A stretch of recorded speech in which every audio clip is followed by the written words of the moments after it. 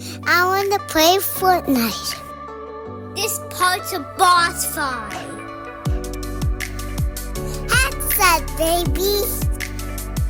Is it my turn to play yet?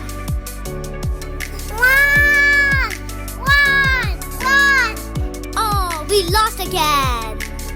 You messed it up. Go left, not right.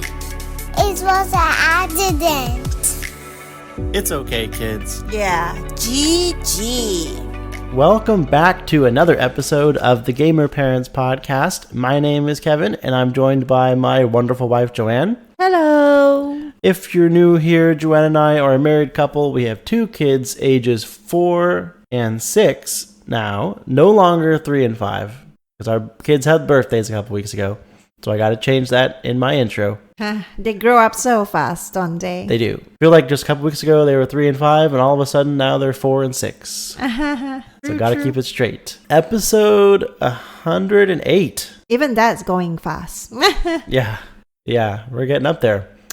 As per our usual routine, I will kick it over to Joanne to start talking about what's been going on in life this last week. So yes, we start last week with a birthday party again. It's that season where everyone's celebrating their birthdays. And of course, Dylan is invited to one. And this time it is at a very fun place, which I've been dying to go, but I was unable to go. Instead, you went and took Dylan.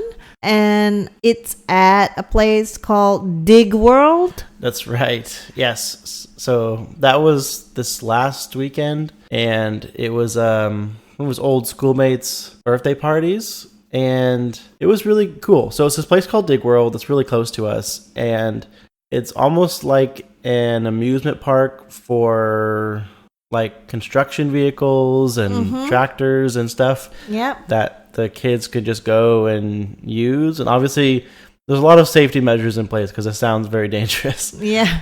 It's like, go ahead, Dylan, go ahead, hop up on there on that excavator or that bulldozer and, just start driving around. No, it's not really like that. It's like we had to wait in line. The lines were really short. There was not a whole lot of people there, which was actually really nice. Because it's hot. It was a hot day. It was pretty hot, yeah. Especially for the parents who are just kind of watching a lot of things. Mm-hmm. But since Dylan was at a height where he couldn't go on a lot of things by himself, I actually got to go with him. So that was actually kind of cool. I liked it better that way. I'm so jealous. But I got to use an excavator. I know. For the first time in my life too. I was like as excited as Dylan. I bet. I never thought you would be excited for an excavator. I mean, it's normally me. Like that's kind of cool. Like for the first time to be able to do that, right? That is true. We all had those times when we were kids playing in the sandbox and you have like the excavator toy, and you're like picking up all the sand and like moving it around and stuff. And we got to do that with like a real one. And that was like that's just kind of a cool experience. Yeah. Like, it doesn't really matter how old you are. Like the first time you get to do something like that, it's probably going to be pretty cool. True. And even like driving past road constructions and stuff, sometimes you just think, oh, can I sit in there? The excavator's empty. Yeah. I'm sure they hide the keys so that people don't do that. I know. But yeah, so Dylan had to sit in my lap, and then there's the different controls and stuff. So I was like helping him figure it out because it's not that easy, right? There's a lot of different like joysticks that you use, right, between like up, down, left, and right, and then like you have control over like the bucket part. I don't know what you call that. They didn't really teach us that stuff, but he got to pick up dirt and move it someplace else. Yeah. And as simple as that sounds, it was a lot of fun.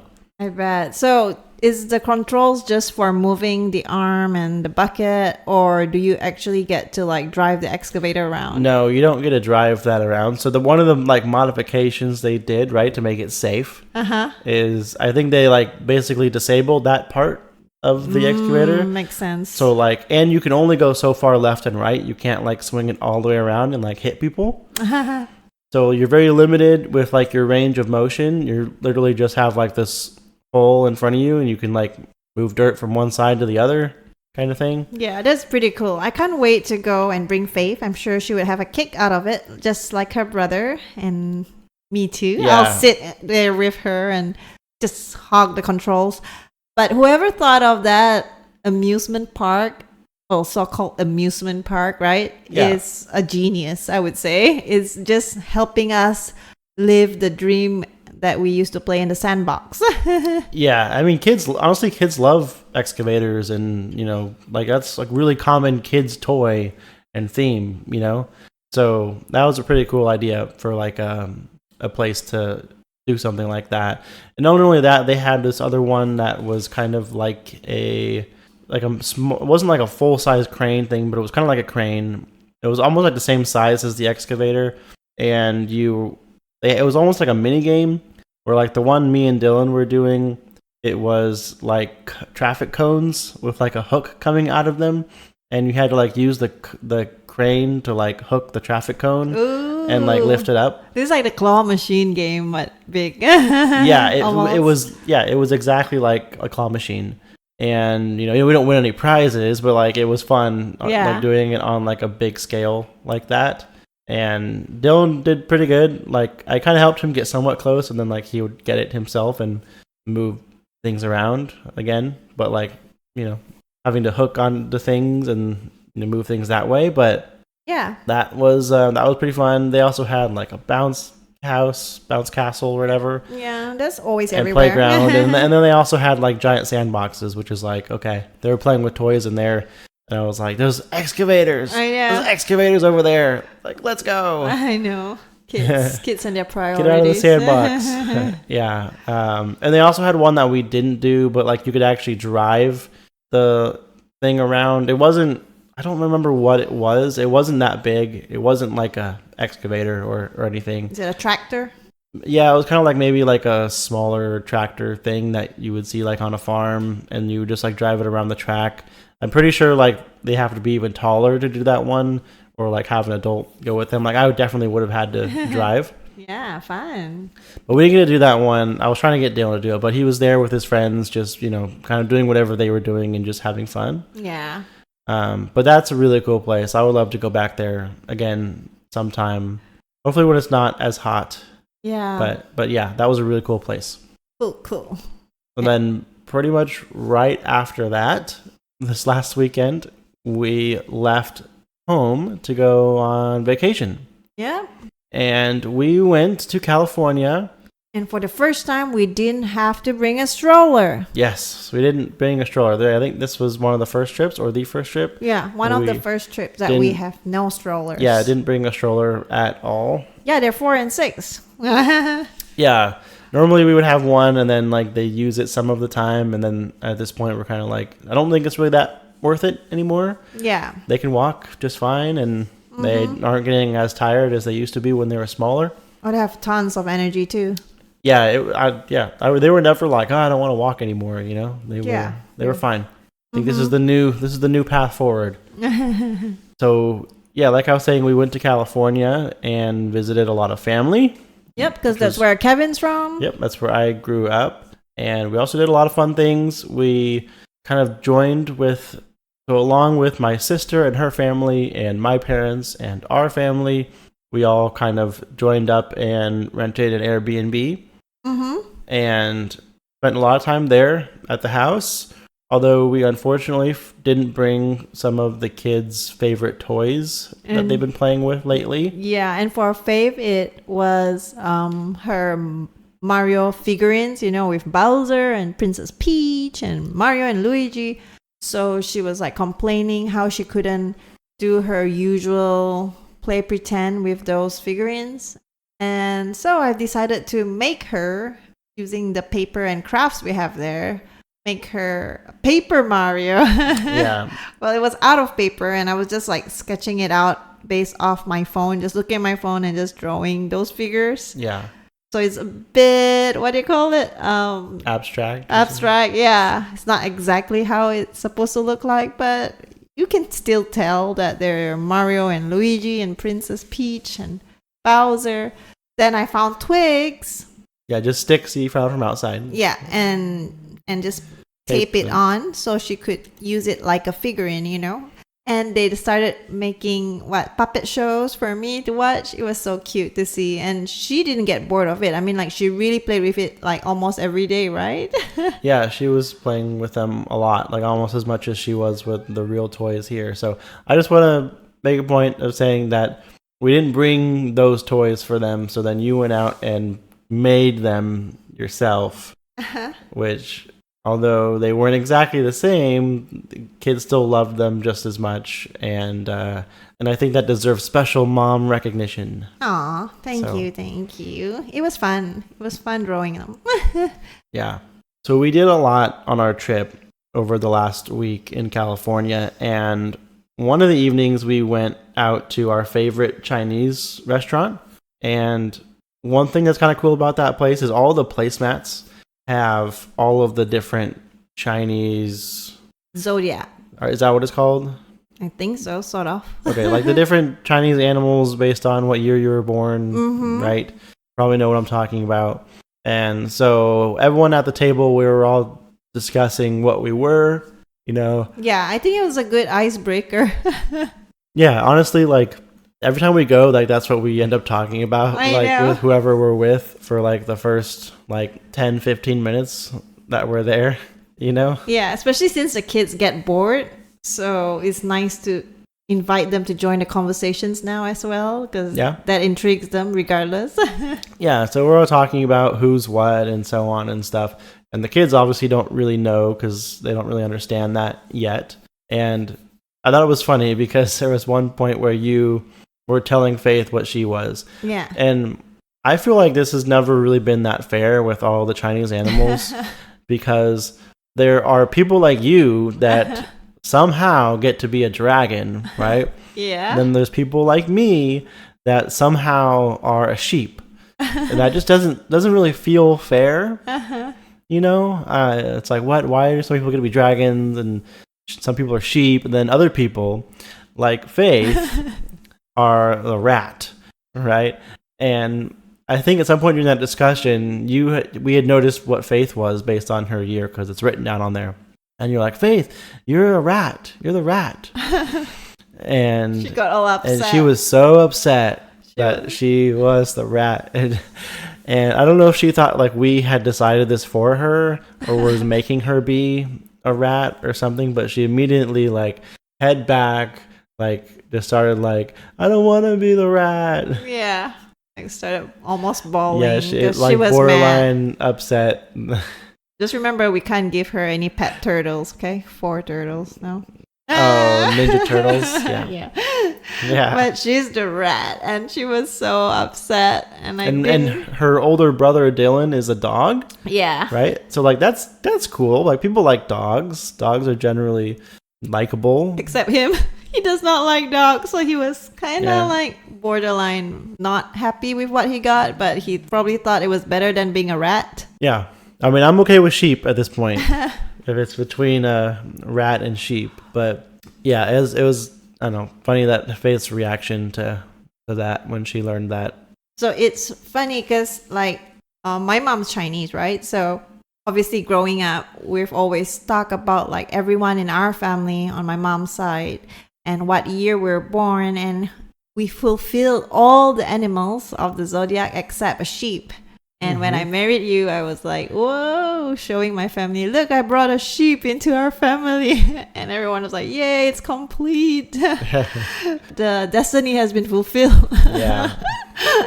But what's funny is also, like, it reminds me of the Shrek, which we watched a lot on this vacation. Yeah. Where the dragon and the donkey got together. Yeah. It's like, dragon and the sheep. And dragon and the there's sheep. There's not a donkey in there, is there? There's no donkey. Okay. Well, sheep's probably the closest thing in there. Exactly. Yeah. And funny is like how the rat got into the zodiac also has a funny like history to it. Apparently the rat tricked the cat. So it's a race actually. It's the race among the animals in those Chinese legends, you know. Mm-hmm. And I think the rat tricked the cat and somehow won the race instead of the cat. So supposedly the cat's supposed to be part of the zodiac, but because the rat tricked it, they never made it. You know, only 12 animals that passed that finish line got it. Yeah. So hence why cats are destined to chase rats. Okay. So anyways, it was just a funny kind Yeah. of thing. Cool. But also, while we were on vacation, we went to this place that I haven't been to in a long time. Do you go there a lot before? I know I've been a handful of times, like when I was younger, but like kind of like at the age where like you can like barely remember some stuff. Like I remember that I liked going, and I remember like small things, but it was a lot different than what we experienced this last time. Okay. But it's this place called Apple Hill, and as the name might tell you, it's a lot about apples. Yeah. Like they grow tons of apples, and up they're there. on a hill. Yeah, it's kind of like a fair, or Apple not farm. really. Like it's kind of like a Carnival. farm, or like almost like a pumpkin patch, but without the pumpkins, it's apples. Oh, actually, they don't call it apple farm. I guess it's an apple orchard. Whoa. Oh yeah, maybe. But like they have like pony rides, which our kids got to go on, right? They have like a whole bunch of places that you can take pictures.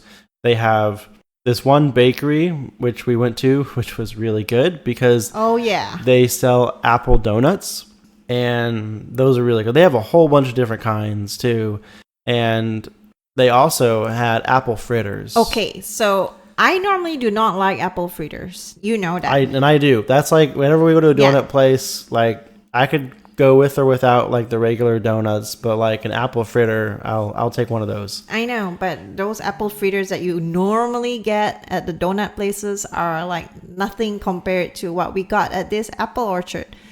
True. Because normally you can't even taste the apples. I mean, like very tiny bits of it, maybe blended into the whole dough of it, you know? But this one is like you can eat chunks and layers of it. So this is by far my favorite place to get apple fritters. So yeah, I have been converted. Yeah. I love apple fritters now, but not just any apple fritters, the one from this place. And they were huge. They were super huge, bigger than my hand. Yeah, they were like not only like very round, but like they were also like very thick. Like I only had half of one, and then I had a couple of the other, assorted donuts or whatever, and I was done. Like that was pretty much lunch for the day. Yeah. Yeah, so that was really good. That donut place. And let's see what else we do. They had a whole bunch of like vendors. They had like a lake there with a bunch of like geese and ducks and stuff around, which our kids were afraid of. The geese are scary. Not Geese gonna can lie. be scary. Yeah. Like they were like just hanging out with like right near these other kids, like just fine. But like my experience with geese is that they can be kind of aggressive. I know. I've always been chased by geese growing up when I'm visiting my family's farm or something. There's always geese there, and they always chase me. For some reason, they do not like me. Must be that dragon thing in me. Yeah, maybe. But anyways, they were also face painting. Oh, that's right. I knew there was more that I was missing. Yeah, so they had a guy there who was doing face painting, and at first just Faith wanted to get her face painted, I think. But then Dylan decided he wanted to also. Well, he saw the dragon next to her mermaid. So Faith got a mermaid on her face, and Dylan got a dragon on his. Both were really cool. It almost like went like up to their forehead, like one side of their forehead, like all the way down their cheek, and like down like kind of to their chin. Yeah. So it was like, it wasn't like, oh, just something on their cheek. It was like almost half their face. It was very quick and very affordable. Yeah, that was kind of a cool, exciting thing for them. I know Faith like almost immediately like smudged part of the mermaid's tail off. Yeah, because like, of the glitters and stuff like, that he put there. It's hard for me not to like touch my face like when it itches or like when I feel something there. So like I can understand it's probably hard for them too. Sure, she's very much like you in that sense. Yeah, I kept like trying to remind them like, oh, don't try not to smudge your face painting. So that was a good time. And yep. Kevin has this shirt that has little Sebastian from Parks and Recreation. Yeah, so if you are a fan of Parks and Recreation, then you might remember a character called Lil Sebastian. And back when Joanne and I were into this show, which I think was before we even started this podcast. Yeah. you had got me some T-shirts related to the show, and one of them was a shirt that says, "I met Lil Sebastian at the Pawnee County Harvest Festival," something like that, right? And it totally looks like a Harvest Festival shirt because of that. And obviously, Lil Sebastian is not like someone that I met. I didn't meet a horse named Lil Sebastian. Yeah. It's just part of the show, right? I think they wear that shirt in the show or something like that. Yeah. And you're not going to understand that unless you watch the show. And so I haven't worn this shirt in like a couple of years.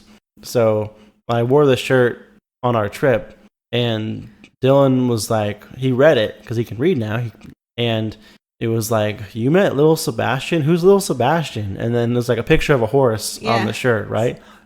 He's like, "Is that Lil Sebastian?" And I'm like, "Yeah, Lil Sebastian's a horse or pony." A miniature horse, actually. Yeah. Yeah. And so he was like, "What? That's cool. I want to meet Lil Sebastian." And like, I didn't necessarily like tell him like right away, like, "Oh, this is just about a TV show. Like, this is not like real or whatever, whatever." And so when we went to Apple Hill and they got to do the pony ride, he went up there and then he was asking me, "Which one's Lil Sebastian?" And so I was like, the smallest one. because I wanted him to be able to ride whichever one he thought was Lil Sebastian. Yeah. And he wasn't first to go. So I was kind of waiting to see like which one was going to be open. And he'd be like, "Okay, I think that one's Lil Sebastian." And then so he'd go over and like went on that one. Because I knew he'd be upset if someone else got to ride Lil Sebastian and not him. It was the only miniature pony There was two. there. There was two? Two Okay. ponies, yeah. And he got to ride one of them. Okay, good. It turns out the pony's name was not Lil Sebastian, unfortunately. I was hoping it would be. I forget what it was. It was something different, obviously. But I just thought it was a cool crossover from the pony on my shirt to him getting to ride one in real life and thinking it could be the same one, I know. And Faith obviously didn't give it much thought. She wanted the one that looked the prettiest to her, and she chose this brown and white colored horse, right? Like kind of looked like a cow almost. So, and it was big. I think she chose the biggest horse. And when she got up on it and she was like, "I think I changed my mind. I want a smaller one." And I'm like, "Sorry, you're all buckled up. There's no smaller horse available," because Dylan took Little Sebastian. Yeah. So she was so nervous. But when it started walking, she was excited. She felt like a princess. She told me like all the Disney princesses have their own horse, and she was just feeling it and Yeah. just And like smiling. Yeah, since I kind of had both of them, like I wasn't able to like hold on to either one of them while they were going. So it took her a little bit to like know to like hold on to the saddle, right? Because she kept wanting to like holding on to me, and I was like, "No, you can't hold on to me. Yeah. You got to hold on to the horse." Yeah.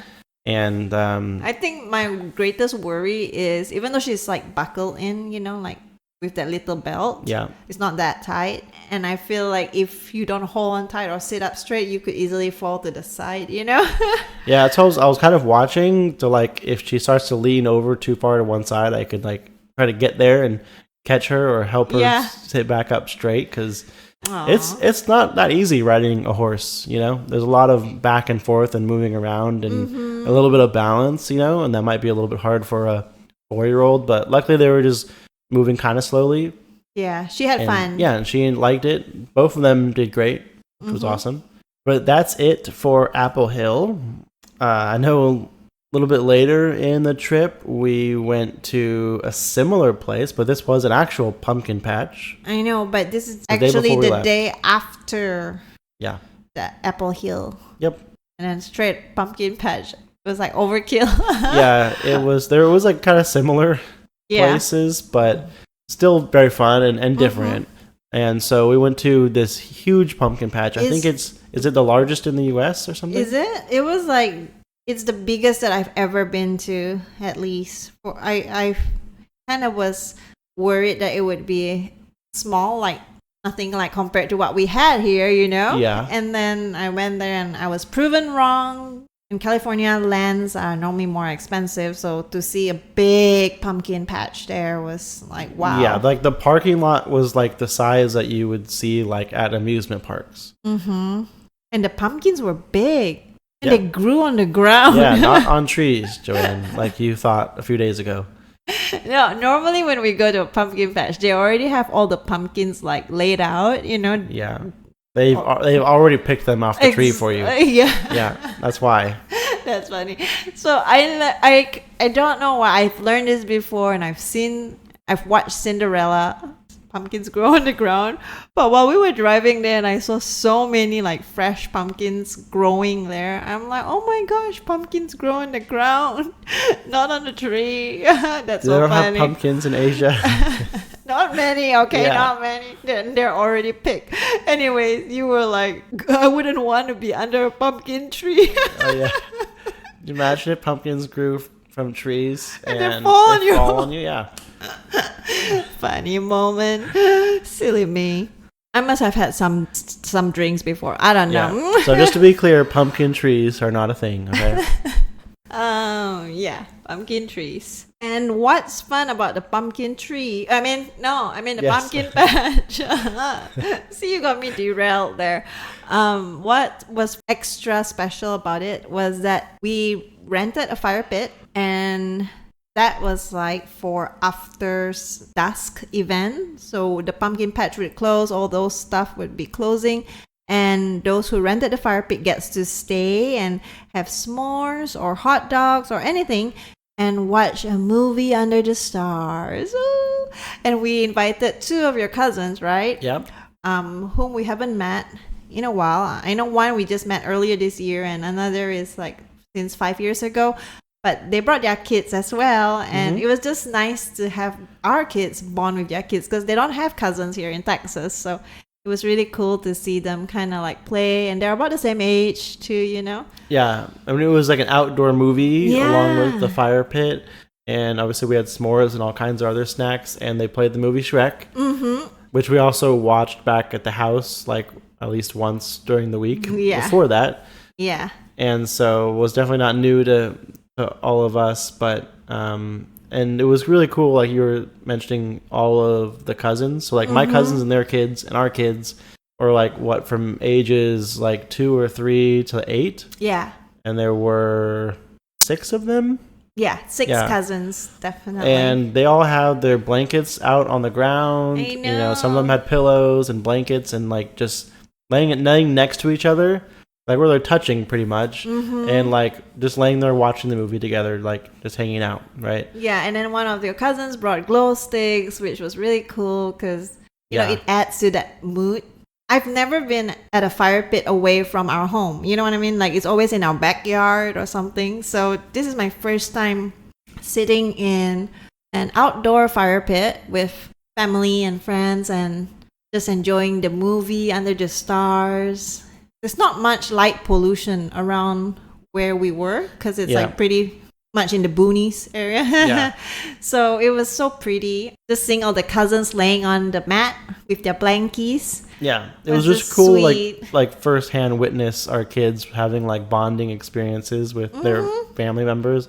And like some of their cousins, like they hadn't seen in like 5 years. Exactly. Like, and Dylan was like 6 months old at the time.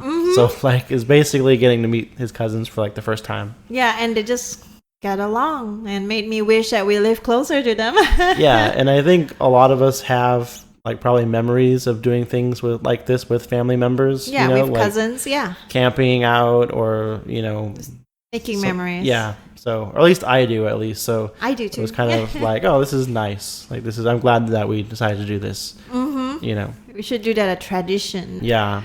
But yeah, that was the highlight for me because just watching our kids and their kids just bonding under the stars was something new.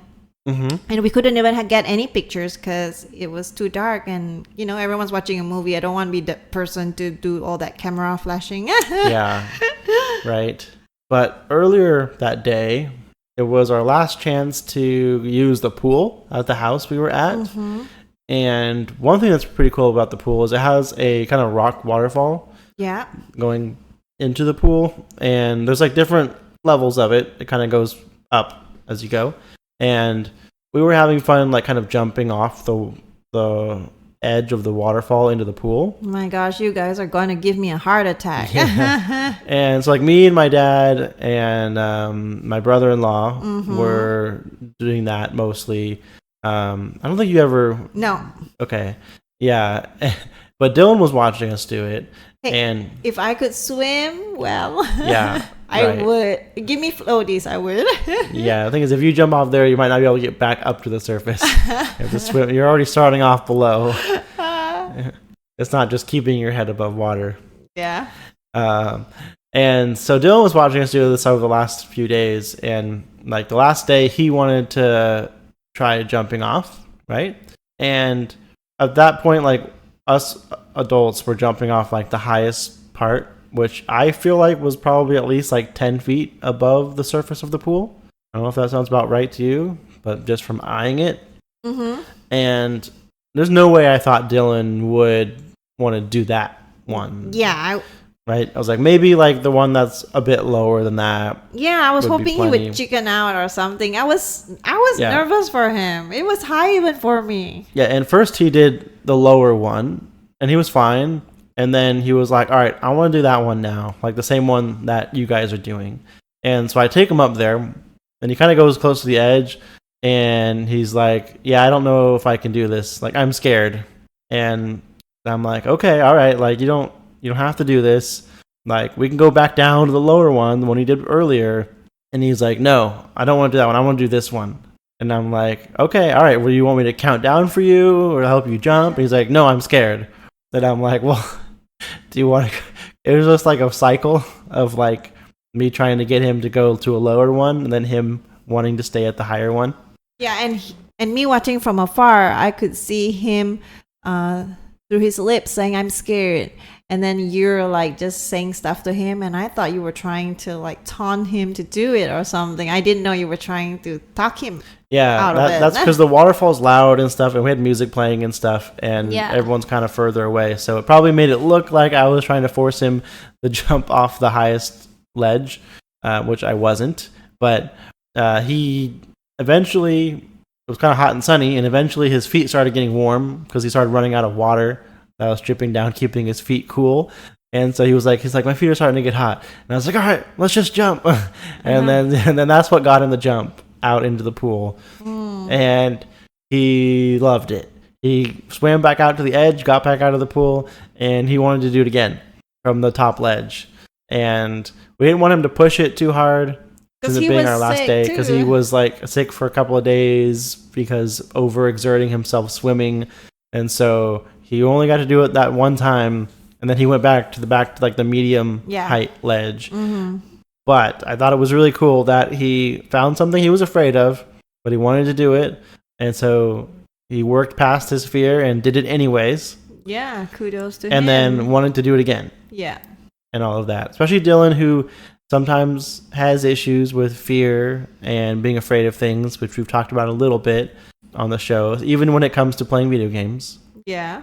But I thought it was cool that he conquered something as scary as, jumping off a waterfall. He faces fear of heights. Yeah, so I don't think he'll have a fear of heights, at least, hopefully. Yeah.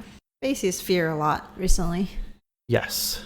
I mean, even at the pumpkin patch, I forgot to mention, there was this huge slide that was like super tall. I mean, it's not steep, but it was like from a quite high up there. Yeah.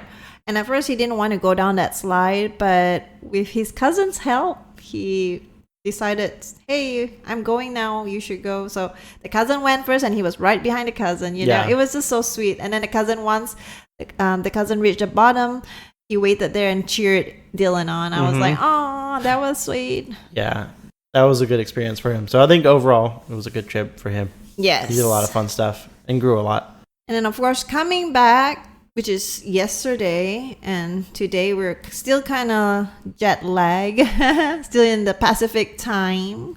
But I decided to still have a fun after-school activity with this, one of their birthday gifts, actually. It was this Fuse bead kit.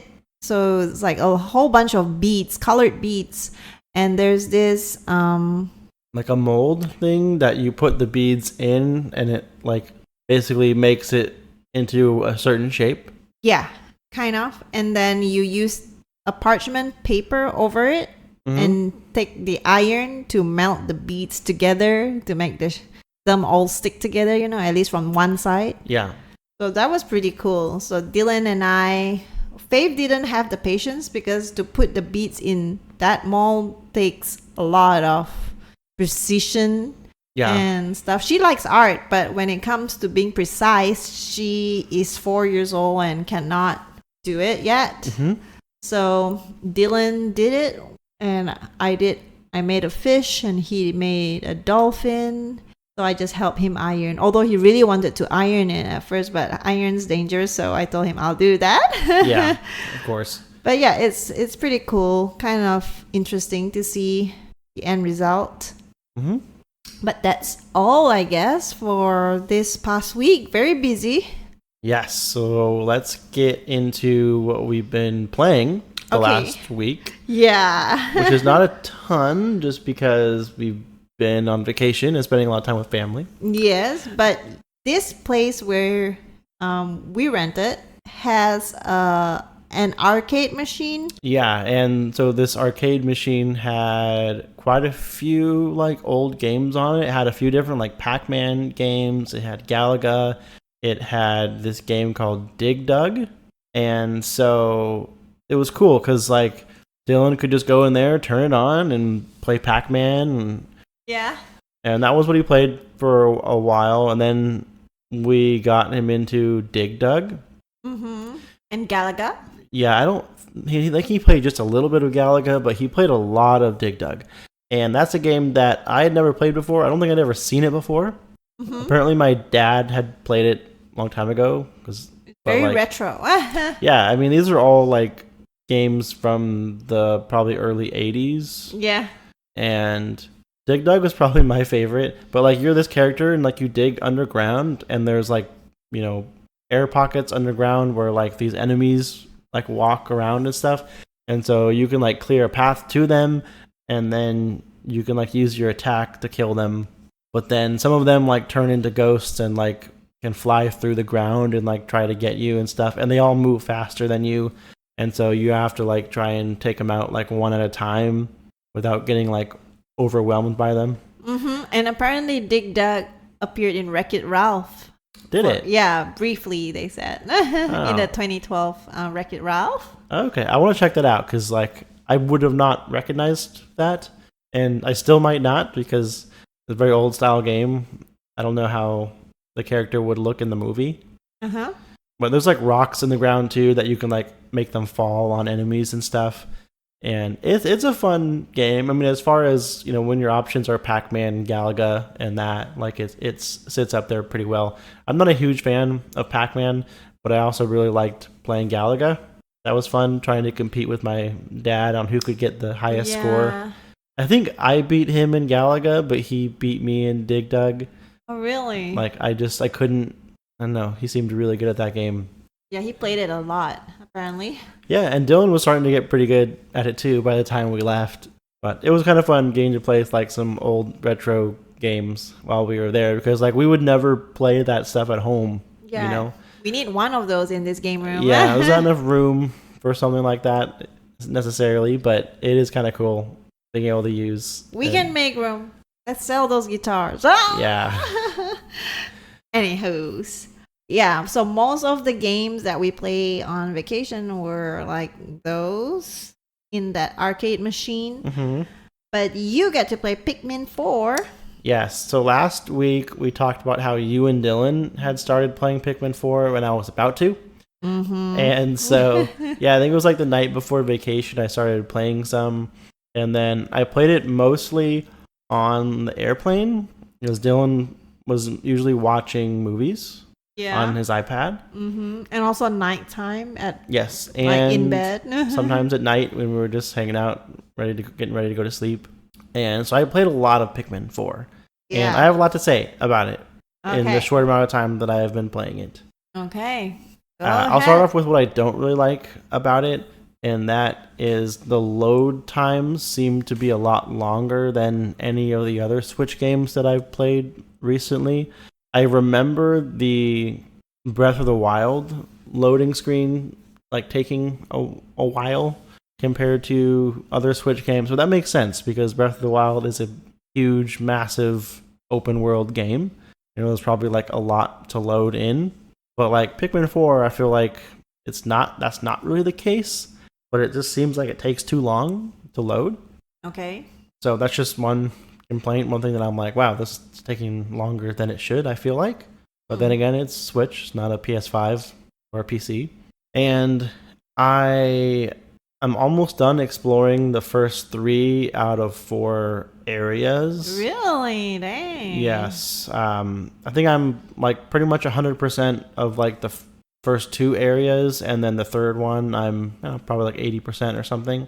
And then I just unlocked the 4th area, which it's cool because I'm pretty sure like in Pikmin you're like from another planet or something, and I don't know if this is the actual backstory, but it seems like you're on Earth or something like it, and you're just like really miniature or small. Because in the first area you start off as Captain Olimar, and you're like inside a house, right? Yeah, but that was like a tutorial part. Yeah, so the 4th stage, you go to that same place as the character that you're playing. Because in this game, you don't play as Captain Olimar anymore. Yeah, you're supposed to save him or something. Yes, we're like on the rescue team, basically, to go save him. And so me getting into Pikmin 4, my backstory with it is I played Pikmin 1 and 2 back on the GameCube, so that was a long time ago. And so they've changed a lot of stuff with the game. And so it seems like it's on the shorter side if this is the 4th and last zone. And I'm hoping there is some like kind of post-credit material to do, because I really like Pikmin games just as it feels like a very satisfying game to play.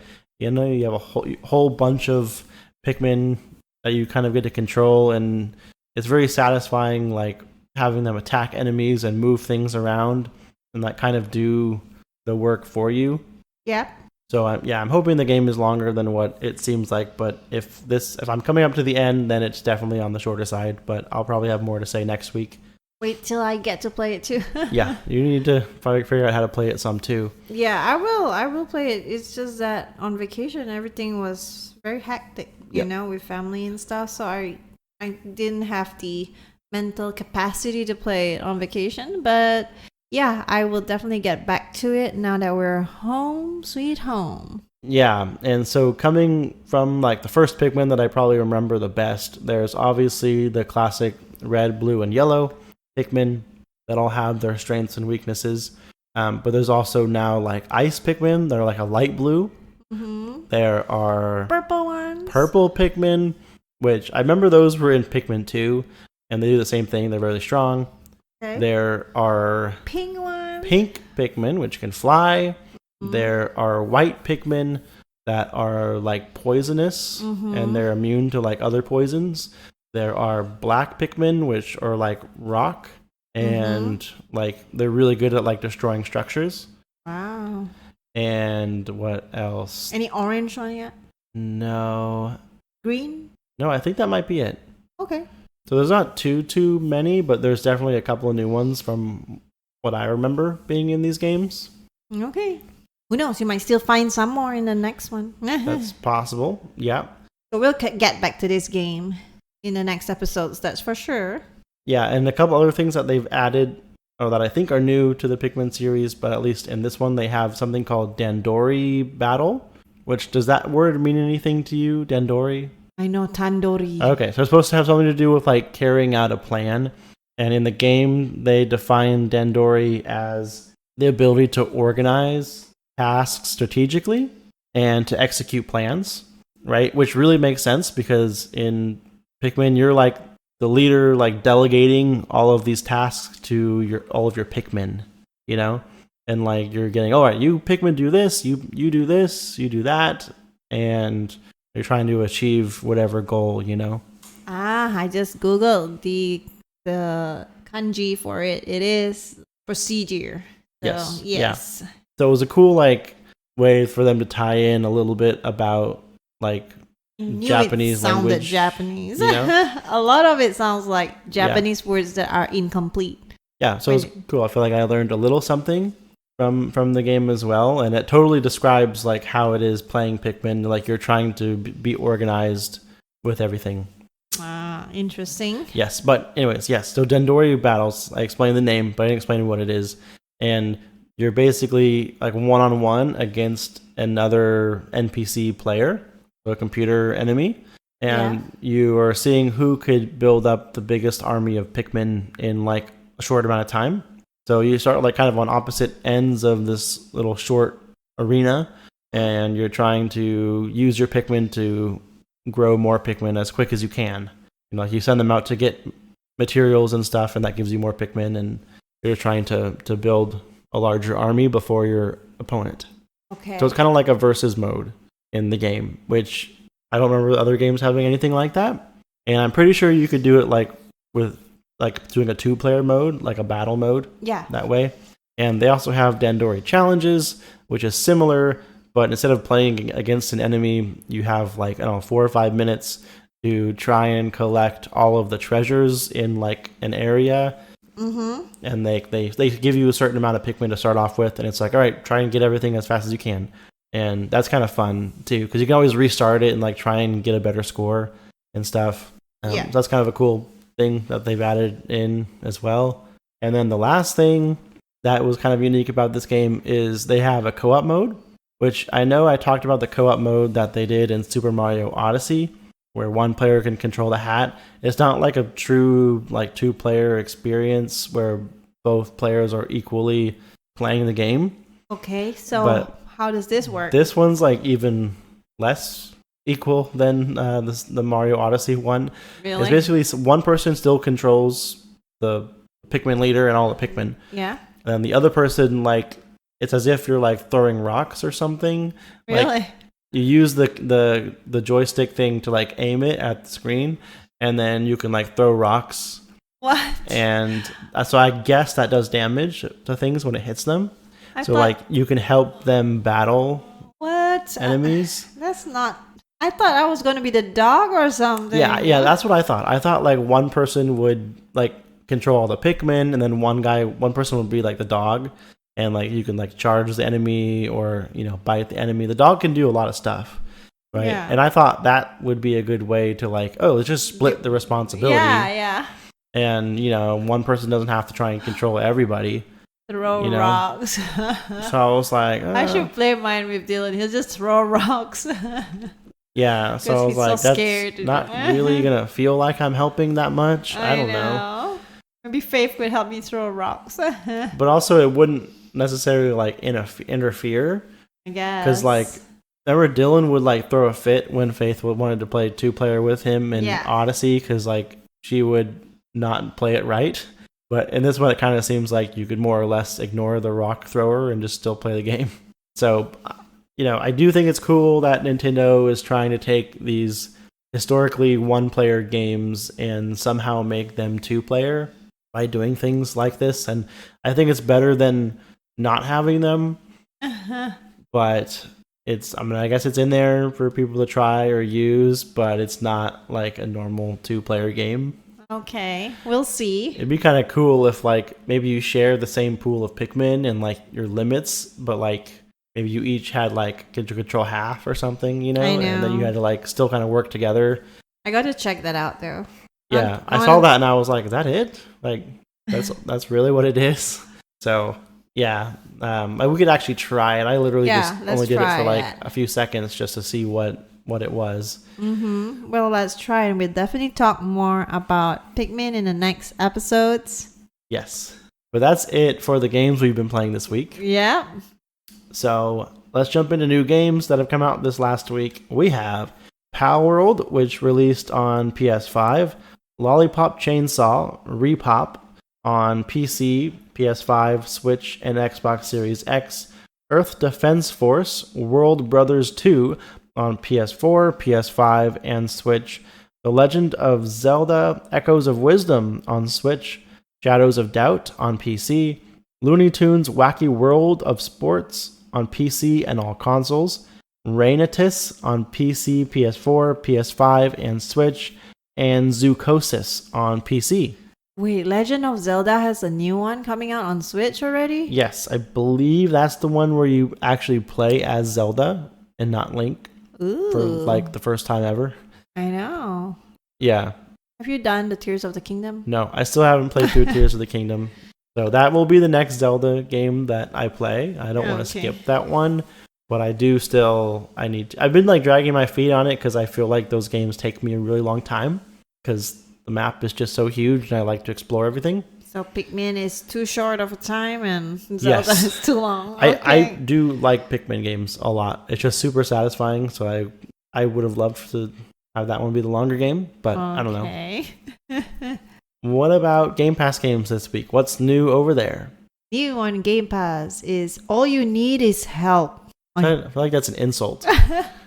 On console, PC, and cloud. Get some help. Legend of Mana on console, PC, and cloud. Trials of Mana on console, PC, and cloud. And We Love Katamari Reroll. Royal Reverie on console, PC, and cloud. Okay, cool. I've heard the Mana games are pretty good. Oh. So maybe worth checking out those two. I don't know. I'm still like struggling whether there's time to play Game Pass games or if I want to jump back into WoW. Yeah. The War Within. True. And I have friends to do it with now, so. Yep. Yeah, always could. Well, that's it for Game Pass games. Let's go ahead and tell people where they can find us over on YouTube under the Gamer Parents Podcast channel, where we post audio versions of every single episode, including this one. Mm-hmm. Or you can find us over on X at x.com/gamerparentspod. Or on Instagram at gamer_parents_podcast. You can catch us live over on Twitch just about every Tuesday at 8:30 p.m. Central Standard Time. At twitch.tv/gamerparentspod.